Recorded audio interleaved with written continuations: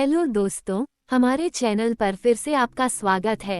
आज हम Robert Kiyosaki द्वारा लिखी गई पुस्तक rich dad poor dad latest version के बारे में चर्चा करेंगे। दोस्तों, अगर आप अमीर बनना चाहते हैं तो इस किताब को जरूर पढ़ें। फाइनेंस को आसान भाषा में समझने के लिए ये किताब दुनिया की सर्वश्रेष्ठ किताब मानी गई है। किताब में अमीर लोगों के बहुत से सीक्रेट्स बताए गए हैं, जिन्हें जानकर आप भी अमीर बनने की कोशिश कर सकते हैं। इसमें ऑथर अपने दो पिताओं से जो सीखा था उसी के बारे में बताया है। उनके दो डैड थे। पहले जो उनके असली पिता थे वो प्रोफेसर थे, फिर भी गरीब थे।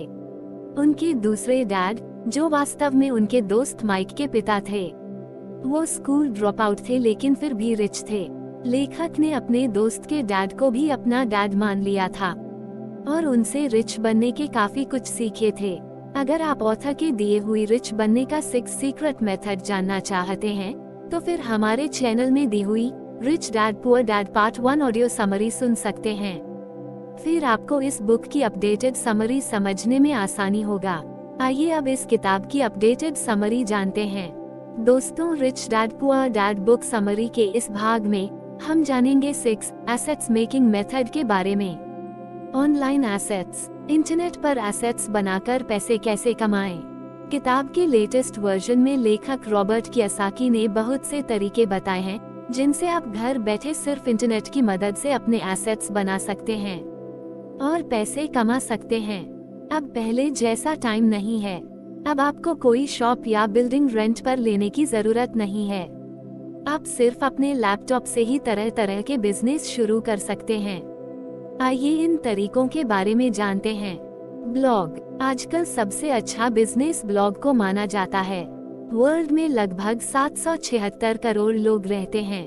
अगर उनमें से सिर्फ 1 लाख भी हर महीने आपके ब्लॉग पर आते हैं तो आप महीने में लाखों आसानी से कमा सकते हैं। सोचिए, ये संख्या बढ़ा दे तो क्या होगा। कुछ लोग तो करोड़ों कमा रहे हैं, जैसे हबस्पॉट, फॉर्ब्स, कॉपी ब्लॉगर इत्यादि। ब्लॉग शुरू करने के लिए सबसे पहले निश सेलेक्ट करें। इसके लिए ये देखें कि आपका पैशन किस चीज में है, आप उसी में ब्लॉग शुरू करें। अगर क्रिकेट में इंटरेस्ट है तो उस पर ब्लॉग लगाएं। अगर टीचर है तो एजुकेशन ब्लॉग लगा सकते हैं। अगर पेरेंट है तो पेरेंटिंग ब्लॉग लगा सकते हैं। कभी भी दूसरों की देखा देखी ब्लॉग शुरू न करें। यह न देखें कि फाइनेंस निश में बहुत प्रॉफिटेबल है तो उसमें ही ब्लॉग करेंगे। इससे होगा ये कि आप कुछ ही महीनों में बोर हो जाओगे और लिख नहीं पाओगे। लेकिन अगर अपनी पसंद की चीज में ब्लॉग है तो आप सारी जिंदगी लिख सकते हो। जैसे एक व्यक्ति थे, उन्हें गजलों में बहुत इंटरेस्ट था, इसलिए उन्होंने गालिब, फैज, मोमिन आदि की गजलों पर ब्लॉग बना दिया और उसे इंग्लिश में ट्रांसलेट भी करते थे। इससे सारी दुनिया के लोग उसे पढ़ने लगे कि उनकी गजल का नाम वेस्टर्न कंट्रीज के लोगों ने भी सुना है और वे कभी न कभी सर्च करना चाहते हैं कि गालिब के शेरों का इंग्लिश में क्या मीनिंग है। इस तरह उनके ब्लॉग पर काफी ट्रैफिक आता है और उनका ब्लॉग काफी पैसे कमाता है। लेकिन ऐसा इसलिए हुआ क्योंकि उन्हें सच में गजलों का शौक था, इसलिए वे सालों साल लिखते रहे। आज उनका ब्लॉग 10 साल का है और अभी भी लिख रहे हैं। दोस्तों, यहाँ ब्लॉग कैसे लगाते हैं यह नहीं दिया गया है, क्योंकि इसके बारे में आपको इंटरनेट में बहुत से ब्लॉग मिल जाएंगे, जैसे हर्ष अग्रवाल या नील पटेल के ब्लॉग। वहाँ से आप काफी कुछ सीख सकते हैं। अगर आप खुद ये सब नहीं करना चाहते तो इसका एक और तरीका है आउटसोर्सिंग। आप फाइवर या अपवर्क या लिंक्डइन या फेसबुक इत्यादि से web developer, graphic designer, content writer, SEO expert, social media expert, advertisement expert इत्यादि सब कुछ हायर कर सकते हैं। लेकिन इसके लिए आपको कुछ इन्वेस्टमेंट करनी पड़ेगी, इसलिए आउटसोर्स तभी करें जब आपके पास इसका बजट हो। लेकिन ब्लॉग में सबसे कम इन्वेस्टमेंट लगती है। और ऐसा कौन सा बिजनेस है जो बिना इन्वेस्टमेंट के शुरू होता है? इसलिए ब्लॉग को अगर बिजनेस की तरह ट्रीट करेंगे तो उसमें इन्वेस्ट करना पड़ेगा, लेकिन वह इन्वेस्टमेंट कुछ समय बाद आपको बहुत ज्यादा रिटर्न भी देगा। एफिलिएट मार्केटिंग, दोस्तों, कोई भी बिजनेस हो उसका सीधा फॉर्मूला होता है, प्रोडक्ट बनाओ और उसे बेचो। हर कंपनी ऐसा कर रही है। जैसे कोका कोला सॉफ्ट ड्रिंक बेचती है, मैकडॉनल्ड बर्गर बेचते हैं, टेस्ला कार बेचती है, इत्यादि। लेकिन अगर आपके पास प्रोडक्ट ना हो तो क्या करें? क्या तब भी आप बिजनेस शुरू कर सकते हैं?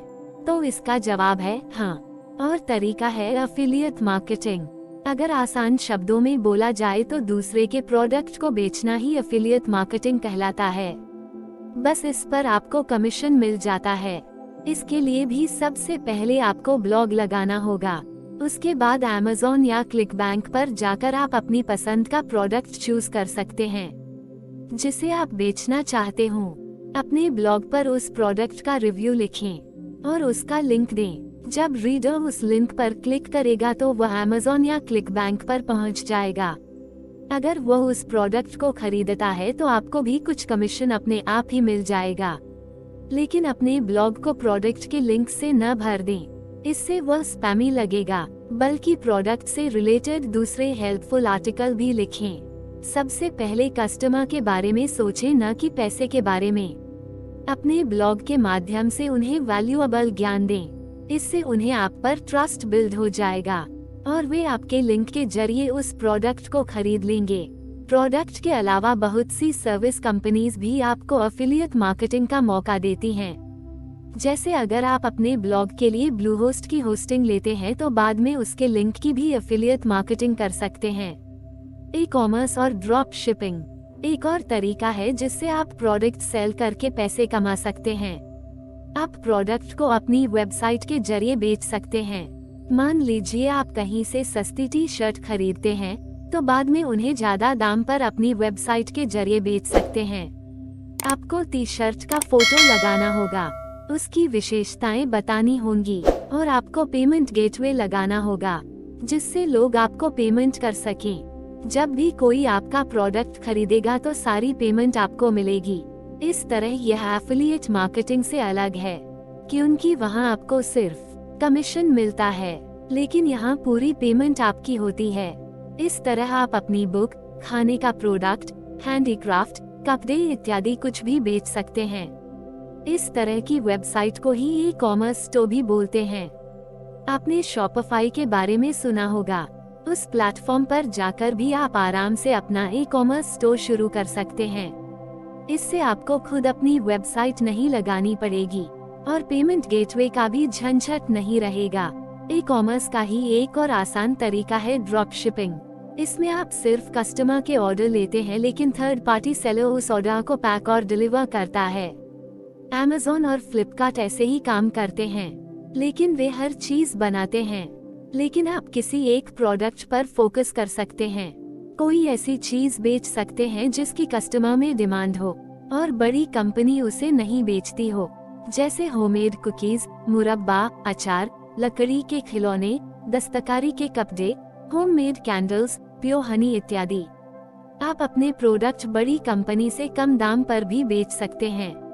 इसके लिए आपको लोगों के टेस्टिमोनियल्स भी लेने होंगे जिससे बाकी लोगों को पता चल सके कि सच में आपका प्रोडक्ट बहुत अच्छा है। तभी लोग आप पर विश्वास करेंगे और ऑर्डर प्लेस करेंगे। अगर आपको खुद ये सब नहीं आता तो सब कुछ फाइवर से आउटसोर्स कर सकते हैं। Kindle direct publishing book publish करें। KDP Kindle direct publishing Amazon का एक बहुत अच्छा प्लेटफॉर्म है जो सिर्फ किताबें पब्लिश करने का काम करता है। आज की तारीख में आपको किसी भी पब्लिशर के ऑफिस के चक्कर लगाने की जरूरत नहीं है। बस अपनी किताब लिखिए और घर बैठे KDP पर अपलोड कर दीजिए। जब कोई आपकी किताब खरीदेगा तो आपको उसकी रॉयल्टी मिलेगी जो सीधे आपके बैंक अकाउंट में आएगी। इसके लिए आपको KDP पर अकाउंट बनाना होगा और अपना पैन कार्ड तथा टैक्स इत्यादि की जानकारी देनी होगी। अगर आपकी किताब की कीमत $2.99 से ऊपर है तो आपको 70% रॉयल्टी मिलेगी, लेकिन इससे नीचे है तो 30% ही मिलेगी। इन सब रूल्स के अपडेट्स आप KDP में पढ़ सकते हैं। KDP पर पब्लिश करने के लिए ये चीजें जरूर ध्यान में रखें। 1. कहीं से भी कॉपी पेस्ट न करें। हर चीज अपनी लैंग्वेज में लिखें, नहीं तो आपको प्लेजरिज्म का इश्यू आएगा। 2. किताब की लेंथ 60 पेजेस से ऊपर ही रखें। छोटी किताबें आजकल भरोसेमंद नहीं रही हैं, कि उनकी हर कोई 10 पेजेस आए 20 पेजेस की किताब छापने लगा था। इसलिए KDP ने इस पर बैन लगा दिया है। साथ ही ऐसी किताब कोई नहीं खरीदता। 3. किताब को KDP की गाइडलाइंस के हिसाब से फॉर्मेट करें। उनकी वेबसाइट पर देख सकते हैं कि फॉन्ट साइज, हेडिंग फॉर्मेट आदि किस स्टाइल में करना है। 4. अगर इमेजेस लगानी है तो वो भी गूगल से चुरा कर न लगाएं, बल्कि कॉपीराइट इशू फ्री इमेजेस लें जहां एट्रीब्यूशन की जरूरत नहीं पड़ती है। पिक्सबे या पिक्सल इत्यादि वेबसाइट से आप ऐसी इमेजेस फ्री में ले सकते हैं। 5. कवर डिजाइन का ध्यान रखें। इंटरनेट पर हर कोई आपकी किताब को आपके कवर डिजाइन से ही जज करेगा। आपके सामने तरह तरह की पिक्चर्स हो तो आप किस पर क्लिक करेंगे? बेकार और भद्दी दिखने वाली पर तो नहीं। इसलिए किताब का बुक कवर बेहतरीन क्वालिटी का होना चाहिए। इसे आप कैनवा पर डिजाइन कर सकते हैं या किसी ग्राफिक डिजाइनर से करवा लें, जो फाइवर इत्यादि पर मिल जाते हैं। तो दोस्तों, इस तरह से आपकी पब्लिश्ड बुक भी आपका एसेट बन सकती है। लोग उसे सालों साल खरीदते रहेंगे और आपको इनकम मिलती रहेगी। लेकिन बुक सच में अमेजिंग होनी चाहिए, तभी लोग खरीदेंगे। आप किसी भी कैटेगरी की बुक लिख सकते हैं, फिक्शन या नॉन फिक्शन। साथ ही आप अपनी किताब में अपने ब्लॉग का लिंक भी दे सकते हैं। इससे आपके ब्लॉग पर और ट्रैफिक बढ़ेगा। दूसरा, अगर आपका खुद का ब्लॉग है तो आप उसके जरिए भी किताब बेच सकते हैं। Online consulting, coaching. अगर आप किसी चीज में एक्सपर्ट हैं तो ऑनलाइन प्लेटफॉर्म से आप दूसरों को भी वह सिखा सकते हैं। अगर ब्लॉगर हैं तो दूसरों को ब्लॉगिंग सिखा सकते हैं। स्टार्टअप लगा चुके हैं तो दूसरों को भी सिखा सकते हैं कि स्टार्टअप कैसे लगाते हैं। डिप्रेशन से जूझ चुके हैं तो दूसरों को भी सलाह दे सकते हैं। टी हार्व बकर, जिन्होंने सीक्रेट्स ऑफ मिलियनेयर माइंड्स किताब लिखी है, दूसरों को खुश कैसे रहें इसकी विषय में। ऐसे ही संदीप माहेश्वरी और विवेक बिंद्रा भी लाइफ कोच हैं। उन सब से लोग कंसल्ट करते हैं और अपनी प्रॉब्लम्स का सल्यूशन ले पाते हैं। दोस्तों, कंसल्टेंसी का बिजनेस ऑनलाइन कोर्सेज से अलग होता है। कोर्स में तो आप वीडियो लेसन्स या बुक लेसन बनाकर सेल करते हो, लेकिन कोचिंग और कंसल्टेंसी में आप किसी व्यक्ति को फेस टू फेस या वीडियो कॉल, फोन कॉल इत्यादि से अपनी सर्विस देते हो। बहुत से लोग चाहते हैं कि किसी से पर्सनली बात की जाए और अपनी समस्या का हल पूछा जाए। इसके लिए कोच या कंसल्टेंट आपसे कुछ फीस चार्ज करता है और पर्सनली आपको सुनता है। आजकल जब हर चीज डिजिटल होती जा रही है तो ये सर्विस भी आप ऑनलाइन दे सकते हो। आजकल MS टीम्स, गूगल मीट और जूम इत्यादि बहुत सी ऐसी एप्स हैं जिनके जरिए आप या तो एक व्यक्ति को या पूरे ग्रुप को आसानी से ऑनलाइन कोचिंग दे सकते हो। आपको महंगे होटल्स के कमरे बुक करने की जरूरत नहीं है, न ही कोई ऑफिस लेने की। फ्रीलांसिंग का मतलब होता है फ्री होकर काम करना। फ्री मतलब आप ऑफिस या जॉब के बिना अपनी मर्जी से वर्ल्ड के किसी भी कोने से अपना काम कर सकते हैं। आपका कोई बॉस भी नहीं होता और न ही कोई टाइम शेड्यूल, मतलब आप हर तरफ से फ्री रहकर अपने मन मुताबिक काम कर सकते हो। Skills required. एक अच्छा फ्रीलांसर बनने के लिए आप में कुछ खास स्किल्स होनी चाहिए। अगर ग्राफिक डिजाइनर की स्किल है तो कंपनीज के लिए लोगो डिजाइन कर सकते हैं। ब्लॉग्स और वेबसाइट्स के लिए ग्राफ्स, इलस्ट्रेशंस या इन्फोग्राफिक्स इत्यादि डिजाइन करके अच्छा पैसा कमा सकते हो। अगर आप वेब डेवलपर हैं तो घर बैठे ही लोगों के लिए ब्लॉग या वेबसाइट बना सकते हो। अगर राइटर हैं तो दूसरों के लोग ब्लॉग पोस्ट या वेबसाइट का कंटेंट आदि लिख सकते हो। इस तरह जो भी स्किल है उसी को अपनी इनकम का सोर्स बनाया जा सकता है। इसके लिए आपको फ्रीलांसर, फाइवर या अपवर्क इत्यादि वेबसाइट्स पर अपना प्रोफाइल बनाना होगा। अच्छा रहेगा आप कुछ सैंपल्स रेडी रखें और पिछले काम के टेस्टिमोनियल्स भी लेते रहें। अगर दूसरों ने आपके काम की तारीफ की है और अच्छा रिव्यू दिया है तो आपको आगे भी अच्छा काम मिलता रहेगा। शुरू में फ्री काम भी कर सकते हैं ताकि आपके पास अच्छे रिव्यू, टेस्टिमोनियल्स और सैंपल्स इकट्ठे हो जाएं। इन्हें आप फ्यूचर क्लाइंट्स को दिखा सकते हैं। इस तरह आप चाहे मायामी बीच पर हो या बाली में, कहीं से भी इनकम जनरेट कर सकते हैं। इसके लिए आपको 9 से 5 बजे तक थकना नहीं पड़ेगा और हफ्ते में सिर्फ 4 घंटे काम करके जिंदगी एंजॉय कर सकते हैं। इस पर एक बहुत फेमस किताब है, इसे जरूर पढ़ें। I will teach you to be rich. अगर आप इस किताब की समरी सुनना चाहते हैं तो ऊपर आई बटन में दी हुई लिंक को क्लिक करके सुन सकते हैं। दोस्तों, इस विषय में आपका क्या राय है, हमको कमेंट सेक्शन में बताएं। और अगर ये वीडियो आपको अच्छी लगी तो लाइक कीजिए और सब्सक्राइब करके हमारे साथ रहें। Thank you for watching.